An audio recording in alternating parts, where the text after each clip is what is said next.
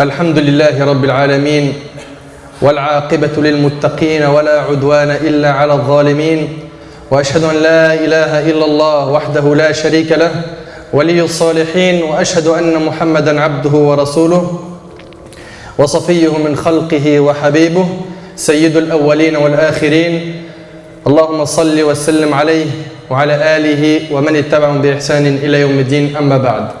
Mes frères et sœurs, notre thème aujourd'hui avec l'aide d'Allah Tabaraka wa Ta'ala est l'adoration de nos pieux prédécesseurs. L'adoration de nos pieux prédécesseurs. Qui sont les pieux prédécesseurs? Les pieux prédécesseurs sont toutes les personnes nous ayant précédés dans le bien. Les pieux prédécesseurs sont toutes personnes nous ayant précédés dans le bien. Il s'agit des trois premières générations dont le prophète sallallahu alayhi wa sallam a fait l'éloge d'un hadith qui est rapporté par l'imam al-Bukhari et Muslim lorsqu'il a dit: la meilleure partie de ma communauté est la mienne, puis celle qui suit, puis celle qui suit.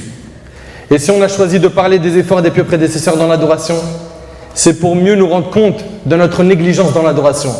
Chaque personne qui entend le mot adoration sait au fond d'elle combien elle est négligente dans l'adoration d'Allah, paresseuse à lui obéir. Mon frère ainsi que toi ma sœur, prenons exemple sur nos ancêtres les pieux prédécesseurs et prenons garde de ne jamais désespérer de la miséricorde d'Allah. Et pour cela, il faut faire des efforts. Et celui qui fait l'effort de se rapprocher d'Allah, Allah lui facilitera la voie de la guider. Allah Tabaraka wa Ta'ala dit dans Surat Al-Ankabut, Surat 29, verset 69: et quant à ceux qui luttent pour notre cause, nous les guiderons certes sur nos sentiers. Et quant à ceux qui luttent pour notre cause, ils font des efforts pour Allah Azza wa Jal, nous les guiderons certes sur nos sentiers. Allah est en vérité avec les bienfaisants. Mon frère, ma sœur, garde en tête que tous les fils d'Adam sont des pécheurs et les meilleurs parmi eux sont ceux qui se repentent le plus vite, comme l'a dit le prophète alayhi salatu wassalam, et le hadith il est rapporté par le Tirmidhi. Sache aussi, mon frère ainsi que toi ma sœur, que la porte de la miséricorde est ouverte et que la porte du repentir restera ouverte jusqu'à ce que le soleil se lève par l'Occident. La miséricorde d'Allah Azza wa Jal englobe toutes choses. Allah est plus miséricordieux envers ses serviteurs que ne l'est une mère envers son enfant. Donc garde espoir et sache que la miséricorde d'Allah est grande, et ouvre tes oreilles et sois attentif à ce qui suit afin de voir comment nos ancêtres ont adoré Allah Azza wa Jal. Certes, tu vas te rendre compte rapidement qu'ils ont levé la barre haute, walakin il faut avoir des exemples concrets, des gens qui étaient investis et qui ont levé la barre haute afin qu'on puisse trouver des vrais modèles à suivre et qu'on fasse le maximum d'efforts pour faire comme eux. Lorsque l'on évoque les pieux prédécesseurs, qui arrive à leur tête? La réponse, la mère des créatures, le prophète bien-aimé Muhammad sallallahu alayhi wa sallam. Écoute comment il adorait son Seigneur alors qu'Allah Azza wa Jal lui a pardonné ses péchés passés et futurs. Hudhayfa radiyallahu anhu a dit: j'ai prié une nuit avec le prophète alayhi salatu wa sallam. Il débuta la lecture par la sourate Al-Baqarah, la sourate de la vache. Je me suis dit, il va sans doute s'incliner au verset 100. Mais il poursuivit sa récitation et je me suis dit, il va lire la sourate entière dans une unité de prière. Il poursuivit et je me suis dit, il va s'incliner à sa fin. Donc il a terminé sourate Al-Baqarah alors qu'il était encore debout dans la première unité de prière. Mais il enchaîna avec le chapitre les femmes, An-Nisa, puis celui de Ali Imran, tout ça en une unité de prière.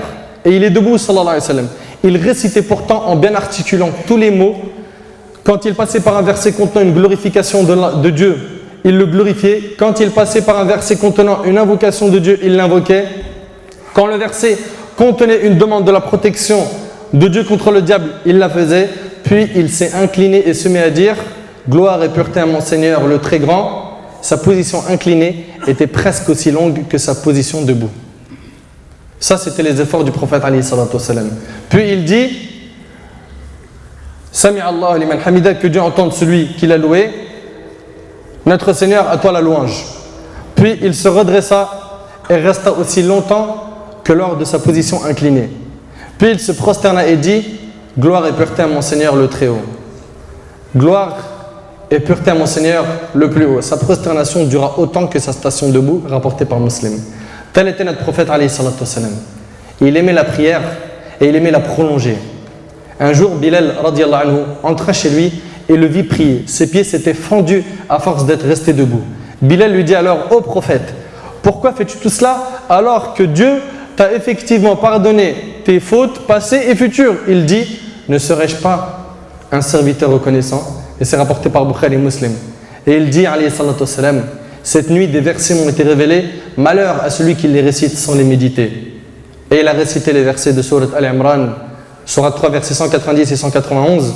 En vérité, dans la création des cieux et de la terre, et dans l'alternance de la nuit et du jour, il y a certes des signes pour les doués d'intelligence. Qui sont les doués d'intelligence? Qui, debout, assis, couchés sur leur côté, invoquent Allah et méditent sur la création des cieux et de la terre, disant, notre Seigneur, tu n'as pas créé cela en vain, gloire à toi, garde-nous du châtiment du feu. Ali ibn Abi Talib, ce grand compagnon, rapporte que lors de la bataille de Badr, tous les compagnons se sont endormis, épuisés par le combat, sauf le prophète sallallahu alayhi wa sallam qui a veillé sur un arbre, priant et pleurant jusqu'au matin. Et le hadith il est rapporté par Ahmed. Tous sans exception se sont endormis, sauf lui sallallahu alayhi wa sallam qui a passé sa nuit à prier sous cet arbre et à pleurer jusqu'au matin. Certes, il lui a été pardonné ses péchés passés et futurs, mais il s'agit du meilleur serviteur qu'Allah Azza wa Jalla a créé. Allah Tabaraka wa Ta'ala a dit dans Sourate Al-Isra, Sourate 17, verset numéro 1, gloire et pureté à celui qui de nuit fit voyager son serviteur de la mosquée Al-Haram à la mosquée Al-Aqsa. Il n'a pas dit son prophète, mais son serviteur, et tel est le véritable honneur pour lui. La servitude. Voilà ce que l'on doit viser, être des adorateurs d'Allah. Allah Tabaraka wa Ta'ala a dit dans Sourate Yasin, Sourate 36, verset 61, et ne vous ai-je pas engagé à m'adorer? Voilà un chemin bien droit. Ibn Mas'ud radiyallahu anhu a dit au prophète sallallahu alayhi wa sallam, je sacrifierai mon père et ma mère pour toi, au prophète. Tu as passé la nuit entière à prier avec un seul verset que tu n'as cessé de répéter et de pleurer jusqu'au matin. Si l'un d'entre nous avait fait cela, nous aurions éprouvé de la peine pour lui. Il alayhi salatu wa sallam récitait le verset de Sourate Al-Ma'idah, Sourate 5, verset 118, si tu les châties, ils sont tes serviteurs. Et si tu leur pardonnes, c'est toi le puissant, le sage. Tout au long de la nuit, il est en train de réciter ce verset. Puis il s'est prosterné et s'est écrié en pleurant, oh Allah, ma communauté, ma communauté. Allah Tabaraka wa Ta'ala ordonna alors à Jibril alayhi salam d'informer le prophète alayhi salatu wa salam que nous allons te satisfaire quant à ta communauté. Il pleurait toute une nuit en récitant un seul et même verset. Ainsi est la servitude al-ubudiyya. On n'accède pas à ce degré facilement. Pour cela, il faut faire des efforts. Cet état d'adoration élève l'homme de sorte qu'il savoure cette adoration sans ressentir de difficulté. Même si ses pieds enflent, il n'en ressent aucune douleur, car son cœur est lié à son Créateur. Son corps est sur terre, tandis que son âme s'est envolée au ciel. Son cœur se trouve sous le trône du Seigneur. Mes frères et sœurs, passons maintenant aux compagnons et aux successeurs de la Ummah. Al-Farouq, Omar, le discernateur, radiyallahu anhu. Omar radiyallahu anhu a dit, sans les trois choses suivantes, la vie n'aurait aucune utilité. À votre avis, quelles sont ces trois choses? L'argent, les palais, la nourriture, la boisson, les femmes. Sans les trois choses suivantes, la vie n'aurait aucune utilité. Écoute ce qu'a dit Omar. Il a dit 1. Le jihad dans le sentier d'Allah. 2. Lutter contre le sommeil la nuit. Lutter contre le sommeil la nuit, pourquoi? Pour se lever et prier. De nos jours, dès que la nuit tombe, certains dorment profondément sans penser à rien. Ils passent leur temps devant la télé, restent en compagnie de telle ou telle femme ou assistent à un match de foot, regardent des films ou des clips. Mais qui parmi nous lutte contre sa propre personne afin de prier quelques prières la nuit? Qui fait cela? Le fait de rester en compagnie de personnes qui choisissent les bonnes paroles comme l'on sélectionne les meilleures dates était la troisième chose qu'aimait Omar radiyallahu anhu. Le fait de rester en compagnie de personnes qui choisissent les bonnes paroles comme on sélectionne les meilleures dates, c'est-à-dire la bonne compagnie. Un jour, Omar radiyallahu anhu était en train de diriger la prière, puis il récita Sourate Yusuf, Sourate 12, le verset 86, et lorsqu'il est arrivé au verset suivant, je ne me plains qu'à Allah de mon déchirement et de mon chagrin, et je sais de la part d'Allah ce que vous ne savez pas. Il s'est arrêté et s'est mis à pleurer au point qu'on entendit le bruit de ses sanglots dans les derniers rangs, et il n'a pu terminer la prière. Pourquoi Omar a pleuré en lisant ce verset? Omar, radiyallahu anhu, lui qui a enterré sa fille vivante, Omar qui se prosternait devant les statues, pleure à présent sur ce verset. Pourquoi? Le secret réside dans l'adoration d'Allah Azza wa Jal, son amour et la crainte du châtiment d'Allah tabaraka wa ta'ala. Quant à Uthman, radiallahu anhu, le troisième calife bien guidé, il veillait la nuit entière et clôturait la lecture du Coran. La question que je me pose ainsi qu'à vous, veillons-nous la nuit en prière? Lisons-nous le Coran? Prions-nous en étant concentrés dans un recueillement complet? Depuis le Ramadan dernier jusqu'à aujourd'hui, combien de fois avons-nous prié la nuit? Est-ce que moi on prie le witr? Combien de fois avons-nous prié au dernier tiers de la nuit et levé les mains pour invoquer Allah Azza wa Jal? Uthman radiallahu anhu, qui savourait cette adoration, en arrivait à s'oublier jusqu'à clôturer la lecture de tout le Coran en une seule nuit. Ainsi était Uthman radiallahu anhu. Allah tabaraka wa ta'ala a dit à son sujet dans Sourate Az-Zumar, Sourate 39, verset 9: est-ce que celui qui, aux heures de la nuit, reste en dévotion, prosterné et debout, prenant garde à l'au-delà et espérant la miséricorde de son Seigneur, dit: sont-ils égaux ceux qui savent et ceux qui ne savent pas? Seuls les doués d'intelligence se rappellent. Abdullah ibn Abbas radiallahu anhuma, Abdullah ibn Omar radiallahu anhuma a dit à son sujet: ce verset concerne Uthman. Et nous, que faisons-nous la nuit? On passe des heures devant la télé, on passe des soirées dans des salons de thé, etc. et j'en passe. Alors que Uthman, aux heures de la nuit, il restait en dévotion, prosterné et debout, prenant garde à l'au-delà et espérant la miséricorde de son Seigneur. Amr ibn Abdullah ibn Zubayr, on rapporte que lorsque Amr ibn Abdullah ibn Zubayr ibn al-Awwam fut sur le point de mourir, il entendit l'appel à la prière. Il entendit l'appel à la prière du Maghrib. Il dit à ses enfants: portez-moi jusqu'à la mosquée. Ils répondirent: ô père, tu as une excuse, tu es en train d'agoniser, prie donc à la maison. Il s'écria: la ilaha illallah, comment puis-je entendre l'appel à la prière et ne pas y répondre? Portez-moi pour que je prie à la mosquée. Regarde la motivation qu'ils avaient. Aujourd'hui, on a des mosquées dans chaque coin, alhamdulillah, de rue, on en a beaucoup. C'est pas comme avant, il y a 10 ans, on n'en avait pas assez. Là, alhamdulillah, dans chaque quartier, il y a au moins une mosquée. Et on ne prie pas à la mosquée. Portez-moi pour que je prie à la mosquée. Et ils m'emmenèrent à la mosquée où il pria al-Maghrib, et à la dernière prosternation, Allah Azza wa Jal reprit son âme. Regardez cette adoration et ce plaisir dans l'adoration d'Allah, et regardez comment Allah tabaraka wa ta'ala l'a honoré. Al-Fudayl ibn Iyad, il était surnommé Abid al-Haram, l'adorateur de la mosquée sacrée. Chaque fois qu'Allah tabaraka wa ta'ala était évoqué ou qu'il écoutait le Coran, on pouvait voir les signes de crainte et de tristesse transparaître sur son visage. Et il se mettait à pleurer jusqu'à ce que les gens aient pitié de lui. Lorsque son fils Ali priait derrière lui, Al-Fudayl s'efforçait de réciter normalement sans trop psalmodier, car il avait peur pour son fils qui ne supportait pas le Coran par crainte d'Allah. Un jour, Ali, le fils d'Al-Fudayl, entra chez son père alors que celui-ci était en train de prier. Puis il se mit à prier derrière lui. Son père psalmodiait le Coran sans savoir que son fils était là. Lorsqu'Al-Fudayl arriva au verset de Sourate Az-Zumar, Sourate 39, verset 47, et leur apparaîtra de la part d'Allah ce qu'ils n'avaient jamais imaginé comme châtiment. Et leur apparaîtra de la part d'Allah ce qu'ils n'avaient jamais imaginé comme châtiment. Lorsqu'il a entendu son fils pleurer, il a allégé la prière, et lorsqu'il termina sa prière, il vit son fils évanoui. Ils essayèrent de lui porter secours, mais son âme avait déjà rejoint son créateur. Subhanallah, mort parce qu'il a écouté un verset avec son cœur. Et aujourd'hui on entend des rappels et des discours et des khutbahs et des versets et des sourates et des du'a dans tarawih, et on vient à la mosquée et on écoute et on écoute et on écoute et on ressort comme si on n'avait rien entendu. Pourquoi ces cœurs de pierre? Pourquoi aujourd'hui ces paroles ne font plus d'effet sur nos cœurs? Pourquoi est-ce que ces compagnons-là, radiyallahu anhum, et ces tabi'in et ces grands savants, à chaque fois qu'ils écoutaient un verset ou que quelqu'un évoquait Allah devant eux, leur cœur frissonnait?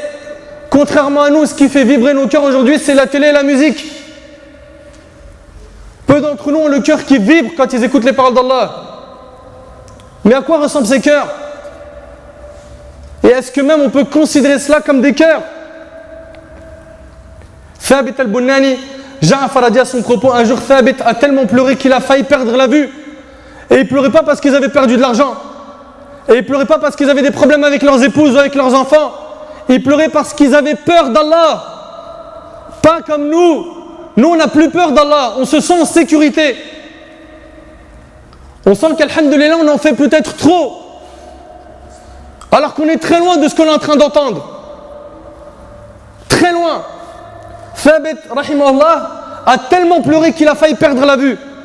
Et ils lui ont fait venir un médecin. Et ils lui ont demandé de soigner cet homme pour qu'il ne perde pas la vue.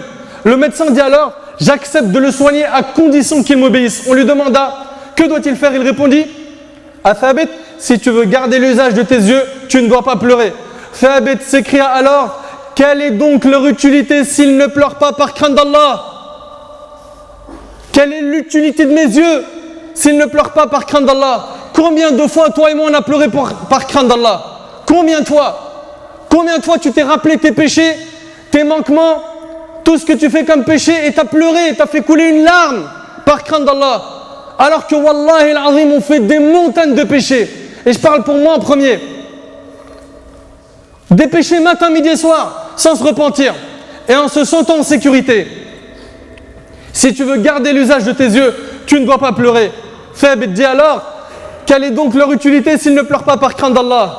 S'ils ne pleurent pas par crainte d'Allah, il n'y a aucun bien ni utilité dans ses yeux. Mon frère, ma soeur, où se trouve le bien de nos yeux si l'on ne pleure jamais lorsque les versets d'Allah sont récités, lorsque les versets sur le paradis et l'enfer et les affres du jour de la résurrection sont récités? Où est le bien de nos yeux? Où? Allah tabarak wa ta'ala a dit à propos des pieux dans Sourate Al-Isra, Sourate 17, verset 109, en parlant des pieux, Allah tabarak wa ta'ala dit, et ils tombent sur leur menton pleurant et cela augmente leur humilité. Sufyan al-Thawri rahimahullah, Ata a dit à son sujet, je le voyais toujours en pleurs. Et Sufyan al-Thawri, wallahi, qui mérite une khutbah entière pour sa biographie, tout comme les autres qui l'ont précédé. Je le voyais toujours en pleurs. Je lui ai demandé, pourquoi est-ce que je te vois souvent pleurer? Écoute sa réponse et garde-la dans ton cœur pour la méditer. Médite ces paroles quelques minutes. Il lui répondit, je crains qu'Allah m'ait écrit d'être parmi les perdants dans la table gardée. Tu as vu la piété et la crainte de ces gens-là?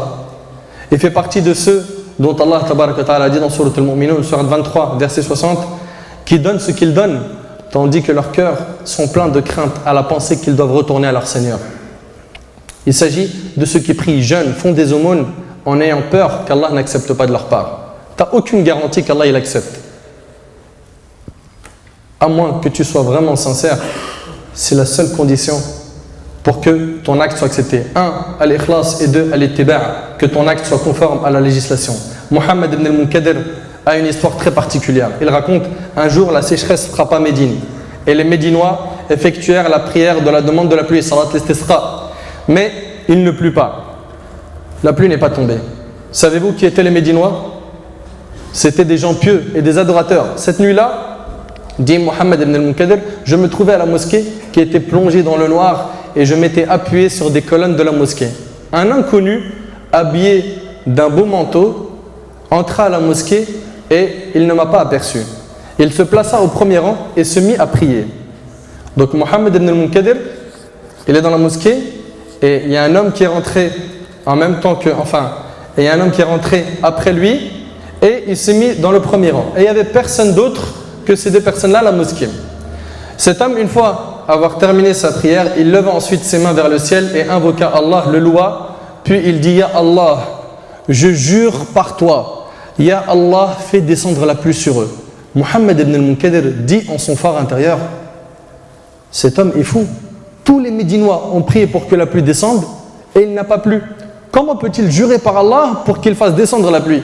Puis Mohammed dit, par Allah, à peine a-t-il abaissé ses mains que le tonnerre se mit à gronder et la pluie à descendre, j'en fus surpris.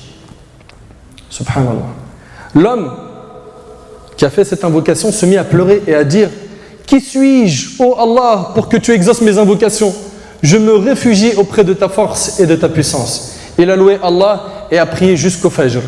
Ibn al-Munkadir poursuivit en disant, je l'ai suivi jusqu'à chez lui. Jusqu'à chez lui après la prière du Fajr pour savoir où il habite. Il était étonné de cet homme. Il voulait savoir où est-ce qu'il habitait. Puis je suis revenu dans la matinée et j'ai découvert qu'il était cordonnier. Je l'appelai et je lui ai dit, oh toi, j'étais à la mosquée avec toi hier. Sous-entendu, j'ai vu ce qui s'est passé. Et là, l'homme lui a dit, Ya Aba Abdullah, que me veux-tu? Il dit, je l'ai alors laissé. Le lendemain, je l'attendis à la mosquée, mais il n'est pas venu. Il ne se manifesta pas non plus le troisième jour. Je me suis rendu chez lui pour demander de ses nouvelles, mais une vieille dame me répondit: Ya Aba Abdallah, que lui as-tu fait? Depuis le jour où tu l'as quitté, il a pris ses affaires et il est parti sans revenir. Il dit: je l'ai cherché dans toute la ville, mais je ne l'ai ni vu, ni je n'ai entendu parler de lui. Regarde cette adoration et cette sincérité. Et il savourait l'adoration d'Allah et il tenait à ce que personne ne le voie. Et lorsqu'une personne l'a vu, il a quitté la ville. Il a quitté la ville, contrairement à beaucoup d'entre nous. On donne 1 euro fi sabilillah, on veut que ça passe dans les journaux. On fait une bonne action, on veut que toute la famille, en commençant par l'épouse, la maman, le papa, soit au courant. Pourquoi tu ne fais pas des choses en étant discret? Pourquoi tu ne fais pas des choses que seul Allah Azza wa Jal connaît? Il était discret, pas comme nous. Tout ce que l'on fait, on le dit. Wala hawla wala quwwata illa billah. Mes frères et sœurs, les histoires sont nombreuses. Et je vais me contenter de celle-ci. À nous de tout faire pour chercher à leur ressembler. Et bien sûr, pour cela, il faut nettoyer notre cœur. Et dans le cas où ton cœur est noir de péché, demande à Allah de t'aider. Garde en tête que cette vie est éphémère, qu'on va la quitter rapidement. Fais tout pour attendrir ton cœur. Et rappelle-toi souvent de la mort. Visite les cimetières, car ils nous rappellent la mort. Et une fois dans un cimetière, pose-toi la question: quel est le plus grand souhait des habitants de la tombe? La réponse: de revenir sur terre et de faire le bien. Sache que ces morts dans leur tombe, il y en avait parmi eux qui voulaient voyager pour du travail ou des études. D'autres étaient sur le point d'acheter une maison ou de finir les travaux d'une maison. D'autres voulaient se marier. D'autres étaient sortis pour acheter des vêtements, mais hélas, la mort les a frappés avant leur projet. Et j'ai peur que la mort nous frappe pendant qu'on est insouciant. Mon frère, ma soeur, pense au jour du jugement. Ce jour où les hommes, les djinns seront tous debout en train d'attendre leur jugement. Et que d'un coup, ton nom est appelé afin que tu te présentes au Seigneur des mondes. Et te voilà avec un registre entre les mains, exposant tout ce que tu as fait sur terre de A à Z. Imagine ce moment. Imagine ce moment. Tu es debout devant Allah Tabarak wa Ta'ala et tu ne sais pas si on va te dire entre au paradis ou entre en enfer. Ce jour-là, tu pourras faire les doigts que tu veux, mais ça sera fini. Trop tard. Tu ne pourras plus faire marche arrière. Sur terre, tu as été prévenu, mais tu as préféré suivre tes passions, suivre les mauvaises fréquentations. Tu as préféré t'égarer par toi-même du chemin d'Allah Tabarak wa Ta'ala. Mes frères et sœurs, ces paroles que je prononce seront soit un argument pour nous ou soit un argument contre nous le jour du jugement. Faisons le bon choix. Après cette khutbah, je veux que la motivation soit réglée.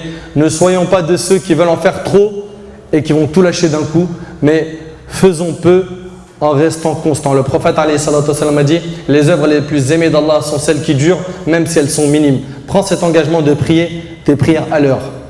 Wallahi al-azim que c'est la honte de voir que jusqu'à maintenant on a des musulmans qui ne prient pas ou qui rentrent à la mosquée que le vendredi. Nos ancêtres les plus prédécesseurs, ils pleuraient pour un verset. Ils passaient la nuit en prière surrogatoire et nous les prières obligatoires, on dit on n'a pas le temps. J'arrive pas, j'ai du travail. Et tu crois les compagnons radiyallahu anhum, ils ne travaillaient pas? Tu crois qu'ils étaient au chômage? Tu crois qu'ils étaient payés pour rester à la mosquée? Nos ancêtres travaillaient et ils travaillaient dur et ils allaient même combattre fi sabilillah. Alors que nous on fait moins que cela. Et trop de concessions à la fin, il ne nous reste plus rien dans la religion. Et prie pas parce qu'il est au travail. La sœur elle porte pas le hijab parce qu'elle peut pas, je travaille, j'ai les études. Et l'autre il prend un crédit bancaire parce qu'ils se sentent dans une nécessité d'acheter une maison. Et l'autre il écoute de la musique, ça lui tranquillise l'esprit. Mais la religion elle est où après?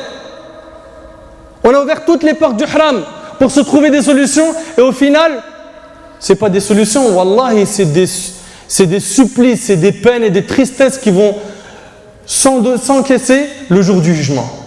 Tout ça, le jour du jugement, tu vas le payer, tu vas le regretter. Les prières à l'heure, les prières nocturnes, le jeûne surrogatoire, lire le Coran régulièrement et l'écouter, même si tu ne sais pas le lire, écoute-le. Ayons comme objectif de clôturer la lecture du Coran une fois par mois. Mes frères et sœurs, tels étaient nos pieux prédécesseurs. Suivons leurs traces, retroussons nos manches, car le paradis a son prix. Délaissons tout ce qui nous fait perdre le temps, la télé, la musique, qui, attention pour la musique, je le rappelle, elle ne se réunit pas dans un cœur avec le Coran. Délaissons les mauvaises fréquentations, méditons le Coran, multiplions les doigts, les repentirs et la fréquentation des mosquées et l'écoute des rappels. أسأل الله سبحانه وتعالى أن ينفعني بما قلت وأن ينفعكم بما سمعتم وأسأله عز وجل أن يجعل جمعنا هذا جمعا مرحوما اللهم اجعل جمعنا هذا جمعا مرحوما وتفرقنا من بعده تفرقا معصوما ولا تجعل يا ربنا فينا ولا من بيننا شقيا ولا محروما. اللهم عافنا واعف عنا واغفر لنا وارحمنا وإلى غيرك لا تكلنا ومن شر عبادك سلمنا واكفنا يا ربنا من شر كل ذي شر بما شئت وكيف شئت.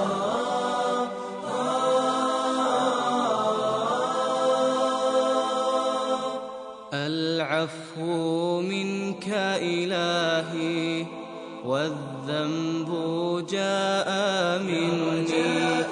العفو منك إلهي والذنب جاء مني. والظن فيك جميل حسن يا